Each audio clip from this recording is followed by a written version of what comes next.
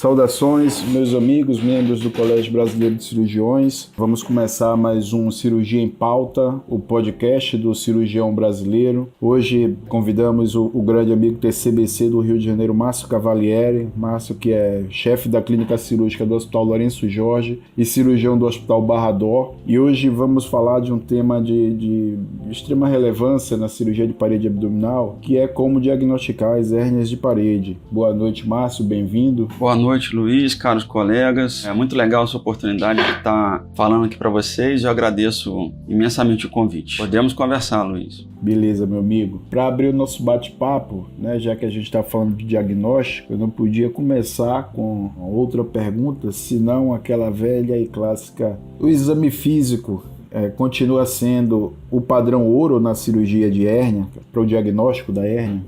Luiz, essa é uma pergunta antiga e continua sendo importante, né?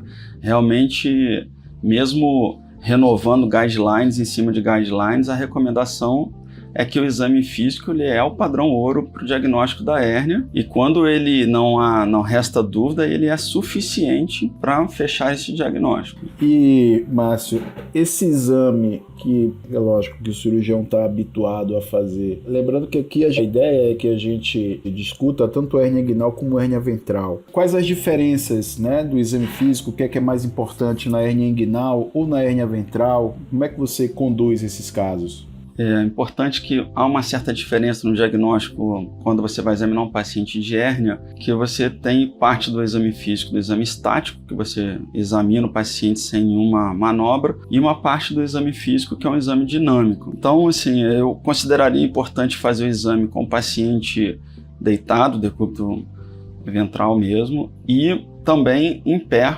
principalmente onde há uma dúvida diagnóstica em que você precise colocar um paciente numa posição em que possa favorecer a visualização, a percepção de uma hérnia. E para fazer o exame dinâmico, a gente tem algumas maneiras de forçar uma manobra de valsalva, que seria o paciente aumentar a pressão dentro da cavidade por uma manobra, e com isso a gente conseguir identificar uma hérnia ou até examinar ela de uma forma mais completa. No caso das hérnias inguinais, esse exame nos homens é feito também palpando-se por dentro da bolsa escrotal, mas que faz muita diferença no exame físico em relação à hérnia ventral é que você pode delimitar os limites da hérnia. Isso é muito importante.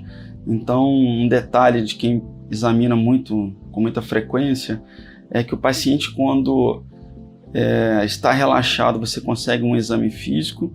Se você fizer uma manobra de valsalva muito intensa, o exame físico pode não ser tão proveitoso, mas uma contração leve da musculatura abdominal para que você possa definir melhor as bordas pode te ajudar bastante no exame físico da hérnia ventral.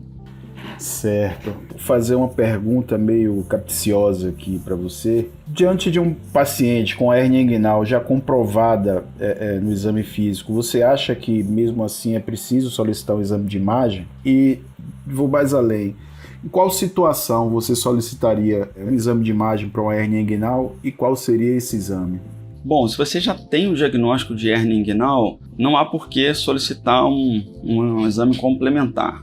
Eventualmente, esse exame é solicitado em função de comprovação junto a convênio para autorização de cirurgia, mas não por uma questão técnica. Se o exame físico já mostra que tem hérnia inguinal, esse deve bastar para o seu diagnóstico. E você me perguntou em que situações eu pediria um exame de imagem para uma hérnia inguinal. E qual exame seria? Luiz, a princípio, o exame de entrada para um diagnóstico para hérnia inguinal é a ultrassonografia.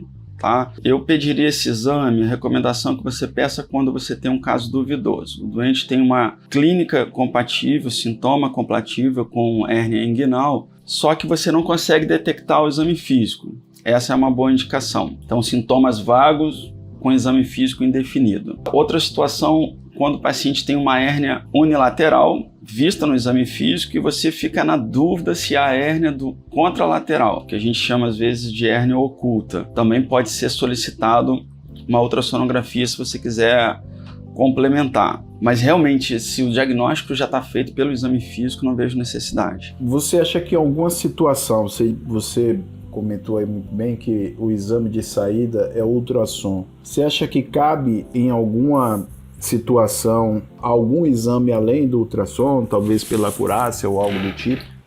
Sim, a gente pode lançar a mão da tomografia ou da ressonância, principalmente quando a gente precisa fazer o diagnóstico diferencial com hérnia. Então, se eu estou querendo confirmar um exame físico que não foi positivo no sentido de hérnia, mas a minha suspeita clínica é de hérnia, o ultrassom é o exame a ser realizado e, se ele for positivo, conclui-se a investigação. Mas, se eu acho que não é hérnia e eu acho que tem que ter um diagnóstico diferencial, linfonodo ou qualquer outro diagnóstico diferencial que a gente possa fazer com uma hérnia inguinal, aí a ressonância ou a tomografia podem esclarecer, ou ambas, elas podem se complementar na informação, como na pubalgia do atleta também.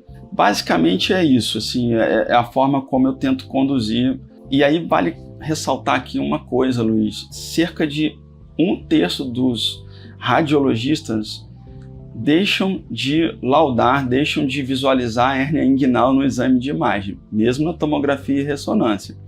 Então, o cirurgião que vai pedir o exame, ele tem que estar também preferencialmente habituado a ver essa imagem, principalmente se você está contando com esse exame para concluir o seu diagnóstico. Perfeito. Vamos agora para o outro lado da moeda.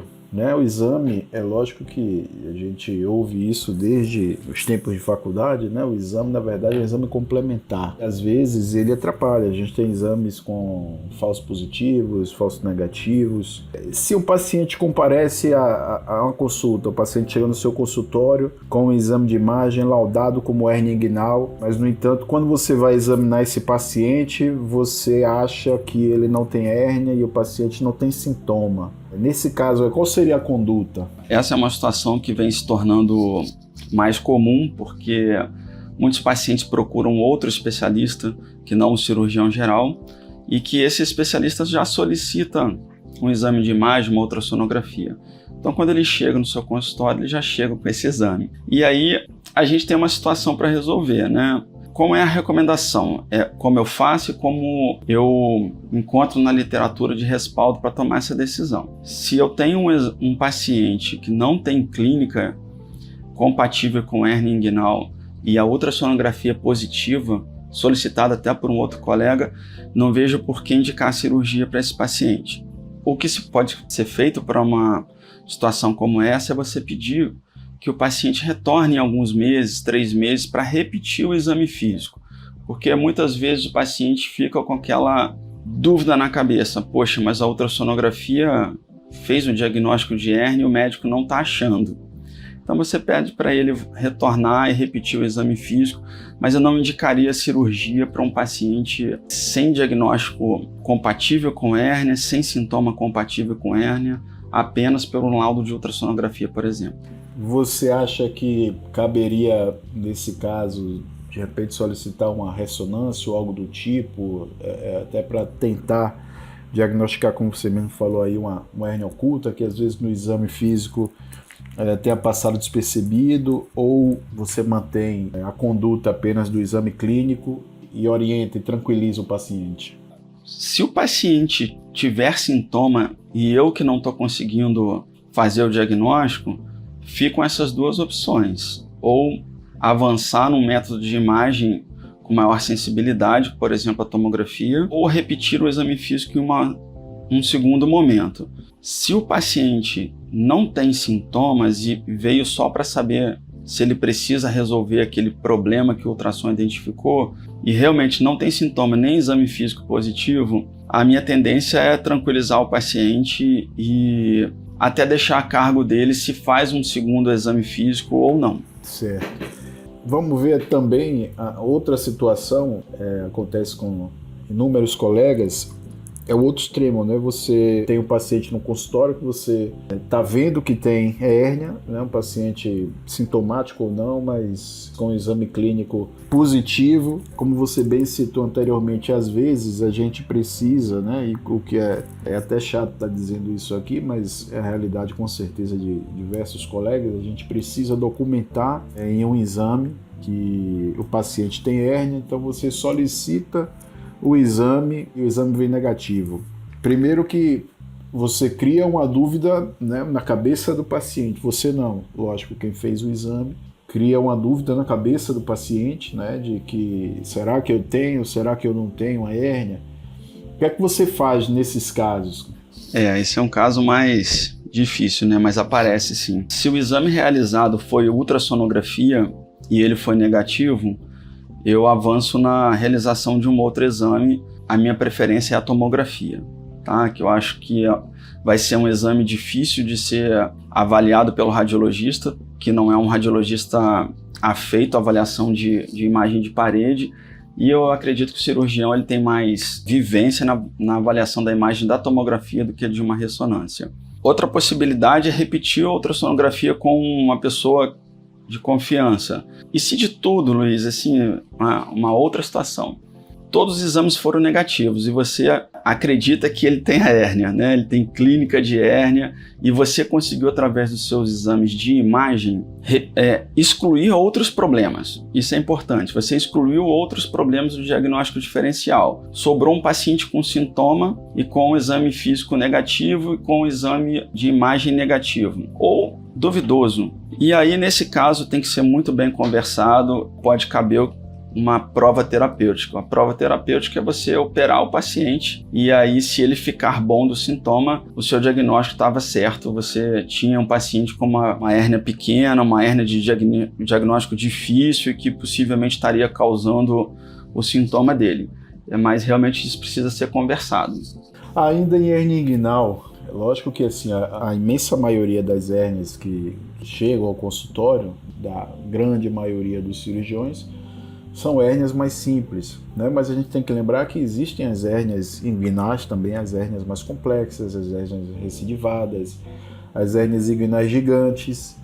Nesse caso, é lógico que você não precisa de ultrassom para diagnosticar o exame clínico, é claro, mas você acha necessário algum exame de imagem complementar até para definir a conduta, a estratégia cirúrgica ou algo do tipo?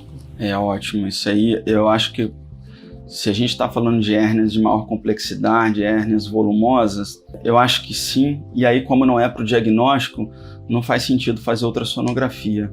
Aí é para planejamento cirúrgico. Então eu vou pedir se eu decidir pedir um exame, eu vou pedir uma tomografia porque eu preciso ver, dependendo do volume da hérnia, se há perda de domicílio ou até o grau de dificuldade que eu posso enfrentar, o que tem de conteúdo naquela hérnia. E nesse caso, muitos pacientes com hérnias ígneo-escrotais volumosas, você não consegue definir pelo exame físico se há hérnia inguinal bilateral, se há hérnia do outro lado, porque o volume de aumento daquela região ali te impede até de fazer o exame físico com a palpação por dentro de bolsa escrotal.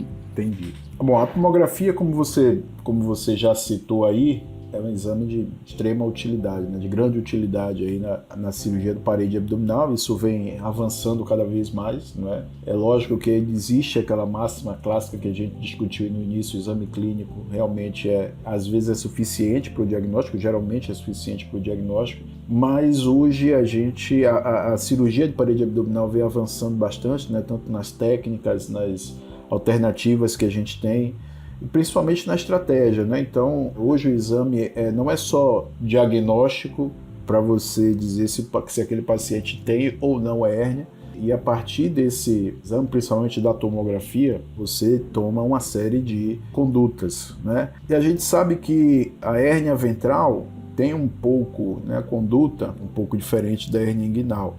Aí eu te pergunto, para uma hérnia ventral primária, não uma hérnia de linha média primária, é sempre necessário pedir algum exame? E qual seria esse exame? Qual é o exame mais útil para o cirurgião quando você fala em as hérnias ventrais? Eu acho que para uma hérnia ventral pequena, uma hérnia umbilical pequena, uma hérnia epigástrica pequena, não há necessidade de pedir um método de imagem. A não ser que quando você esteja incomodado, que tem uma hérnia pequena, mas uma diástase de reto abdominal muito grande, e você queira traçar uma estratégia melhor de cirurgia para aquele paciente, mesmo que não seja a correção da diástase, mas para a escolha da técnica para aquela hérnia primária. Já hérnias primárias com tamanho moderado, com maior complexidade, eu acho fundamental ter um método de imagem, e esse método de escolha, sem dúvida, é a tomografia. Então, tomografia para todos os casos de complexidade média a alta complexidade.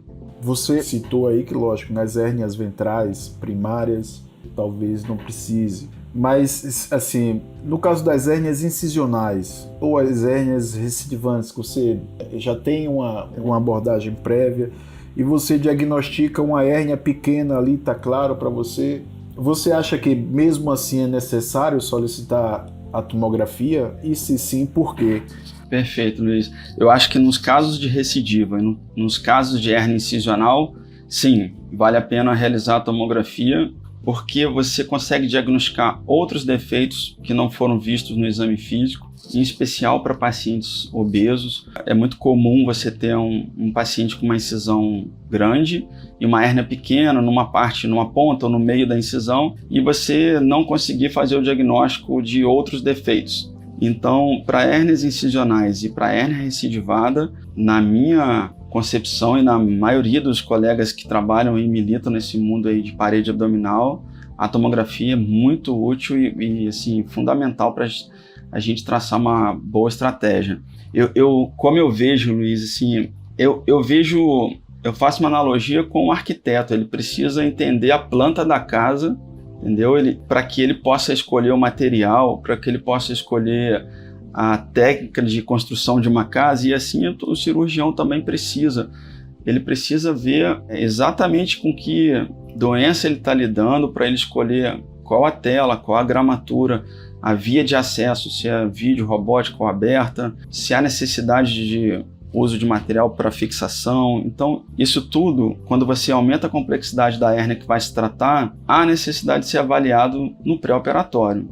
E daí a necessidade da avaliação do método de imagem, e tem que ser uma imagem que você consiga visualizar. Não adianta você receber só um laudo de imagem, de tomografia, por exemplo, e não adianta você receber uma ultrassonografia desse paciente que realmente não vai agregar a quantidade de informação que você pode conseguir sendo você o cirurgião a avaliar a própria imagem.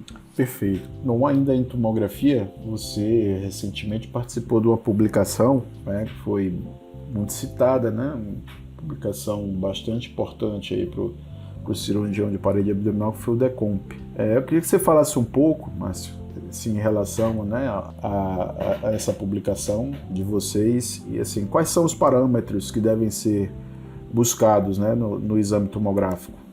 Luiz, vou até voltar um pouco atrás, assim, como é que surgiu esse artigo. Eu liguei para o presidente da Sociedade Brasileira de Hérnia e falei, olha, eu acho fundamental que a gente tenha alguma coisa editada, que isso fosse uma norma uma diretriz da SBH e tal. E ele deu a ideia de a gente fazer um artigo, então, publicando isso. Qual seria o artigo? Esse artigo falaria sobre a imagem na avaliação da parede abdominal, e a gente buscando a informação na literatura e tentando fazer uma coisa mais padronizada. Então, todo laudo de tomografia deveria buscar informar o cirurgião determinados itens. E aí, assim, isso nem é tão importante você ter um laudo nesse padrão, mas é importante como guia para o cirurgião que vai avaliar uma imagem, buscar esses componentes. Então, o DECOMP é a avaliação do defeito em si, da avaliação do conteúdo desse defeito, da musculatura e da presença de procedimentos cirúrgicos prévios, tá? Infecção associada e tudo mais. E assim a gente desenvolveu esse artigo aí para guiar o colega cirurgião. Você pode, né, de forma resumida, explicar mais ou menos o que é o DECOMP, quais são os parâmetros que o artigo sugere que sejam avaliados, né, pelo radiologista ou pelo cirurgião? Claro, claro. Então, em relação ao defeito herniário, é importante que a gente avalie a quantidade de defeitos, em especial para pacientes com hérnias incisionais, a localização desse defeito, com atenção especial a hérnias com proximidade de superfície óssea, que podem agregar dificuldade na correção, e o tamanho do defeito. E aí, quando a gente fala do tamanho, é muito importante a gente ter em mente que o que agrega dificuldade na correção é a largura da hérnia. O comprimento da hérnia, do defeito herniário, ele não tem tanta relevância. Se a gente estiver falando de uma hérnia, uma incisão de 10 centímetros, com um defeito de 2 de largura na incisão inteira, é uma hérnia fácil. Mas um defeito de 10 centímetros de largura é um defeito já considerado complexo na correção. Além da avaliação do defeito, a gente avalia também o conteúdo herniário. Então eu preciso avaliar o que eu tenho de víscera, se essas vísceras apresentam algum sinal de sofrimento agudo, encarceramento, estrangulamento, e de forma assim muito útil a tomografia para avaliar se há perda de domicílio. Então a gente avalia, a recomendação nossa é que use a estratégia do professor Eduardo Tanaka, em que ele nos orienta a medir o volume do saco herniário contra o volume da cavidade abdominal, e quando você tem uma relação de volume acima de 25%, você está diante de um paciente com possibilidade de perda de domicílio, e isso te ajuda a predizer se esse paciente vai precisar de um preparo pré-operatório, como pneu peritônio, toxina botulínica, por exemplo. Quando a gente vai avaliar o parâmetro da musculatura, eu preciso avaliar a presença de diástase de reto abdominal. Isso pode ser uma das causas de recidiva de hérnias primárias que não eram tão relevantes, mas quando tem associação com diástase, isso precisa ser levado em consideração. Então, eu preciso ver também se há atrofia muscular, por exemplo, nas hérnias laterais, das hérnias de lombotomia, por exemplo, com muita frequência. Na verdade, todas as incisões transversas, né? A gente percebe não só o defeito herniário, mas a associação também de atrofia muscular, ruptura muscular, o que nos orienta que o tecido que eu tenho ao redor do defeito é um tecido ruim também. Então isso é importante. Avaliar também a presença de hérnia interparietal. É aquela hérnia que, por exemplo, na lateral do abdômen, ela vence um músculo, por exemplo, o músculo transverso, mas o músculo oblíquo interno e o músculo oblíquo externo estão íntegros. E aí o exame físico muitas vezes é difícil de você diagnosticar essa hérnia, mas você consegue perceber na avaliação da tomografia que há um defeito passando por um dos componentes musculares e ela fica entre os grupos musculares. Então, isso te diz respeito como que você vai corrigir. Colocar uma tela na frente não dá certo. Se o defeito vem de trás, você tem que colocar a tela no plano mais posterior. E isso são dicas que vêm surgindo com a avaliação da tomografia. E por último, assim, muito relevante, a largura dos estojos do reto abdominal. Existe uma equação chamada equação de Carbonell que a gente usa para predizer, é um fator de predição se você vai precisar ou não de uma técnica mais avançada, tipo uma separação de componente muscular, seja ela anterior ou posterior. Então, quando eu tenho a soma dos retos, ela deve ser maior que o dobro do defeito. Quando eu não tenho essa condição, eu teria uma condição que a soma dos retos ela é menor do que o dobro do defeito herniário, eu tenho cerca de 80% de chance ou mais de precisar de uma separação de componente para conseguir fechar o defeito da linha média. Tá? Então essa é a equação de Carbonell, está muito bem descrita e a gente usa com muita frequência, muito útil. Além disso, eu avalio a presença de eventos prévios, grampeadores que podem ser causa de dor crônica, grampos, né, no caso. Presença de tela enrugada, o mechoma, presença de associação de granuloma de tela, granuloma de fio, indicando infecção crônica. Isso tudo precisa ser visto quando você vai avaliar uma tomografia. Então se a gente colocar isso de forma padronizada, a gente deixa de, vamos dizer assim, deixar passar uma informação importante se você avalia sempre os mesmos itens toda vez. Falei muito, né, Luiz? Não, foi ótimo, cara, esclarecedor, né? Assim, eu acho que é importante a gente ouvir essa informação, né? Você participou do DECOMP parece óbvio depois que a gente tem acesso, né, à publicação, mas para quem tá começando, né, ou até, né, se estabelecendo aí na cirurgia de parede abdominal, eu acho que esse artigo foi de extrema importância, né, e inclusive encaminhei para diversos radiologistas, né, amigos meus, porque costumo dizer que o cirurgião parede abdominal ele está se tornando um especialista em tomografia de imagem de parede, principalmente tomografia, né? E às vezes você vai discutir com o radiologista com algumas informações que nem ele tem, né? Então isso aí com certeza de uma importância tremenda aí para assistência ao paciente com doença de parede abdominal.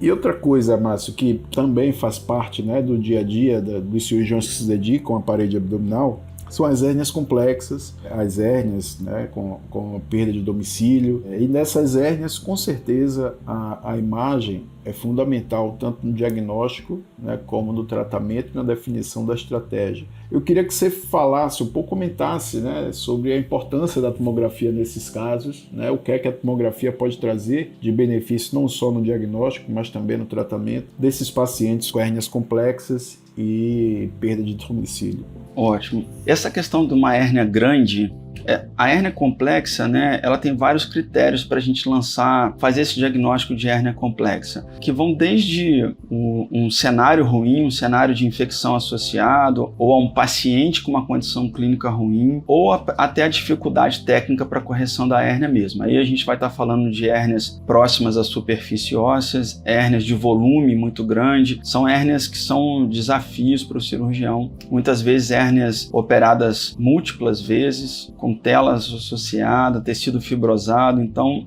a tomografia é fundamental na avaliação desses pacientes.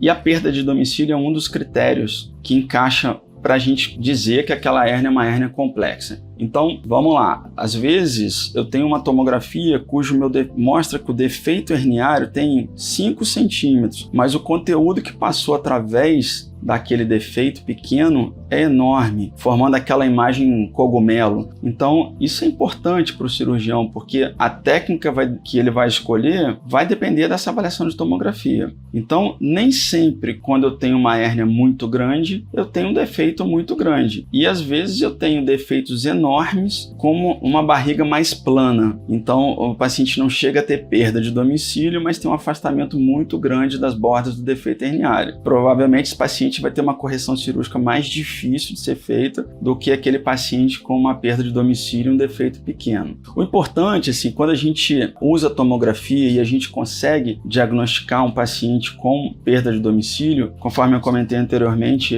a gente usa a equação de Tanaka, em que essa relação do volume da cavidade abdominal, quando o volume da cavidade do saco herniário em detrimento ao volume da cavidade abdominal supera 25%, eu tenho chance de estar nessa condição de perda de domicílio. E preciso implementar medidas, preparo pré-operatório para que eu evite complicações cirúrgicas. Então, o pneumoperitônio progressivo ele é muito útil para esse tipo de paciente, onde ele prepara a cavidade abdominal, prepara o diafragma para receber de volta todo aquele volume de vísceras que está morando fora do domicílio, está fora da cavidade abdominal. Realmente, você contar só com o exame físico para uma hérnia muito grande, com perda de domicílio, você não consegue traçar uma boa estratégia para esse paciente. Como você disse aí, a perda de domicílio talvez seja o grande desafio aí do cirurgião de parede, né? Então a gente precisa preparar o paciente para evitar complicações cirúrgicas realmente. O paciente mal preparado, com certeza, vai ter um desfecho muito aquém, né, do esperado, e é o que a gente vê habitualmente com os cirurgiões que eles não são especialistas, né, posso dizer especialistas em parede abdominal, mas que se arriscam a operar essas hérnias, e o desfecho às vezes é desastroso exatamente porque não há uma preparação, não há um estudo pré-operatório adequado desses pacientes, e é uma grande armadilha. Né? Você falou do pneumoperitônio, né? O pneumoperitônio pré-operatório. Outra alternativa é a separação química, né? Com toxina botulínica. São duas ferramentas importantes para o preparo desse paciente. E, mais uma vez, a tomografia também é importante, né, no acompanhamento. Então, quando você começa essa terapêutica no paciente, o preparo pré-operatório, seja com toxina botulínica, seja com o pneu peritônio pré-operatório, você precisa de um exame de imagem, né, de uma tomografia, no momento que você inicia essa preparação, e geralmente uma tomografia de controle, né, antes da cirurgia, até para você ver o ganho de espaço, né, na cavidade, o quanto você, tanto pneu peritônio como botox, toxina botulínica, ajudaram, né, no preparo desse paciente. Existe alguma regra ou algum período ou algo objetivo que balize a realização dessa tomografia? Exemplo, para ficar mais claro, você faz a tomografia hoje, passei o catéter, vou fazer o pneu peritônio hoje. Você precisa da tomografia com 3 dias, com 5 dias, com 7 dias, 14 dias. Existe algum protocolo, algo na literatura que defina isso aí, ou até como é que você faz? Luiz, tem critérios que a gente pode usar para essa tomografia de controle de indução de pneu peritônio progressivo, sim. Você tem o exame pré-operatório e inicia a insuflação aí do abdômen, né? Eu adoto assim a posicionamento do catéter no centro cirúrgico e nesse dia 1,5 litro a 2 litros de ar é insuflado na cavidade e depois eu mantenho isso diariamente conforme a tolerância do paciente, mas se possível algo entre 800 a 1 litro de ar por dia. É interessante como a gente tem interesse de promover a acomodação. Isso tem um prazo, então não adianta correr. Então, normalmente eu faço isso entre 10 a 14 dias de pneu peritônio progressivo. Quando você associa a toxina botulínica, então você faz a toxina botulínica, ela tem um efeito dela promovido em torno de 1 mês, né? O melhor momento dela é em torno disso, variando um pouquinho. Então você pode fazer a toxina botulínica e aí nesse paciente já sob efeito da toxina botulínica você iniciar um pneu peritônio progressivo e aí com isso você consegue abreviar um pouco o tempo de uso do pneu peritônio. Então um doente que ficaria internado 14 dias de pré-operatório, talvez fique 4, 5, tá? Então essa é uma certa diferença.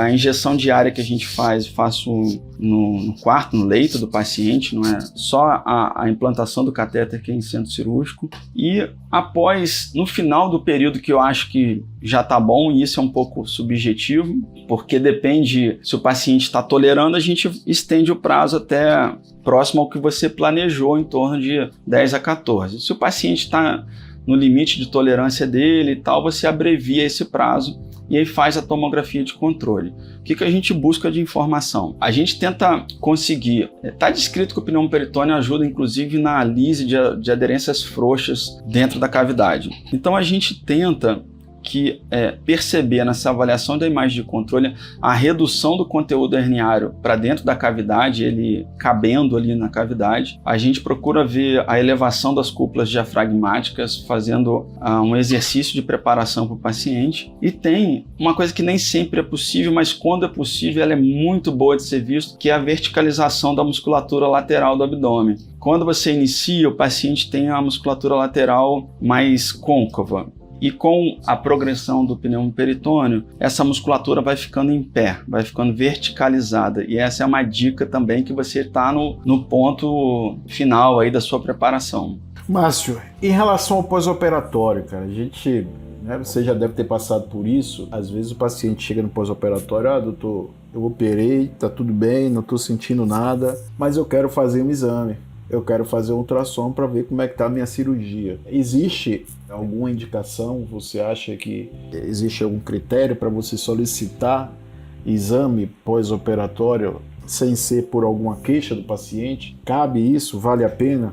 Essa pergunta eu não consigo encontrar em consenso. Mas assim, se o paciente tem algum sinal de complicação, vale a pena fazer um exame. E nessa avaliação do exame pós-operatório, é mais importante ainda a presença do cirurgião junto com o radiologista, porque só o radiologista não vai compreender o que foi feito de cirurgia e alteração da cirurgia, o que promove naquele tecido tratado. Agora, para controle, A gente gostaria de ter o controle de todo mundo, né? É você ver o seu trabalho se deu certo. Mas não há uma formalidade em indicar um exame de imagem de check-up para todo mundo que fez a correção da hérnia. Então, se o paciente está sem sintoma e o exame físico é normal, a minha tendência é não pedir. A exceção se faz talvez para hérnias de alta complexidade, em que você quer ver como foi o resultado cirúrgico no pós-operatório. E aí eu acho que um prazo bom, se a gente não está falando de nenhuma complicação, é algo em torno de 4 a 6 meses. Perfeito. Bom, pessoal, a conversa está boa como sempre, mas vamos encerrar aqui o podcast, né? É lógico que é difícil a gente esgotar, né, todo um assunto. Provavelmente vamos ter aí outros podcasts falando de diagnóstico de imagem também. Quem sabe, se Márcio quiser nos brindar de novo com a participação, vai ser um prazer. Desde já, Márcio, eu lhe agradeço, né, pela disponibilidade, extremamente didático, né, como sempre. Muito obrigado pela participação. Aproveitando para convidar todos, esse ano é ano de Congresso Brasileiro. O Congresso Brasileiro esse ano vai ser em Florianópolis, aproveitando para convidar todo mundo. Visitem o site do CBC, todas as informações lá. Com certeza, Márcio, vamos nos ver aí no Congresso. Um abraço, muito obrigado. Luiz, você foi escolhida a pessoa certa para estar fazendo essas entrevistas. Com a sua elegância e tranquilidade de conversar com a gente, realmente isso aqui fica muito palatável e eu te agradeço aí a oportunidade e o que precisar, a tuas ordens, sim. E se eu puder deixar uma mensagem aí para os colegas que nos ouviram hoje, que sejam o seu próprio radiologista. Se esmerem, procurem, sentem com colegas que entendem, sentem com seus radiologistas e se habituem a ver imagem em parede abdominal, principalmente as tomografias, que é o que mais vai fazer diferença. Nem que seja para você falar assim, essa hérnia é muito complexa, eu vou encaminhar para um colega de mais costume nessa área e tal, mas é uma proteção para você e para o seu paciente. Muito obrigado a todos aí. Nós que agradecemos, valeu meu amigo, boa noite e até o próximo Cirurgia em Pauta, o CBC, o podcast do Colégio Brasileiro de Cirurgiões. CBC agradece, um abraço e boa noite.